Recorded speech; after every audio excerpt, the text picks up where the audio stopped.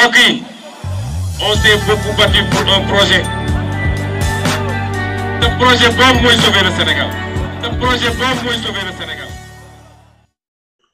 mbokk internet yi safoo di seetaan LTS dal leen ak jàmm ci xibaar ki nga xamante ni moo di Ayib Daffé di mandataire président Ousmane Sonko demoon na fële ca DG ngir récupérer fiche de parrainage bu président Ousmane Sonko mais nag bi muy yeggee recevoir nañ ko mais nanguñ ko jox fiche de parrainage bi ndax li ñu ko wax daal maanaam mooy communiqué bi ñu bind loolu lañ mën a def maanaam communiqué bi ñu bindoon bi leen Sénat waxee ñu rep communiqué bi ñu tontoon Sénat nee nañ ci communiqué boobu daal lañ sukkandiku ba mënuñu ko jox fiche de parrainage bi loolu nag day daal di xamle ne ba tey ca Ndella Fall ma nga xamante ni moo nekk directeur ba ca Ndella Fall moomu nekkul lu fi askan bi nekkul lu fi Sénégal Macky Sall la fi yàgg nekkal te même temps ca Ndella Fall moomu nit la ku nga xamante si nii ci intérêt boppam képp moo ko tax a jóg ak intérêt ña ko fa teg.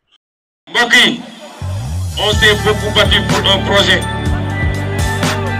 Le projet boobu mooy sauver le Sénégal. Le projet boobu mooy sauver le Sénégal.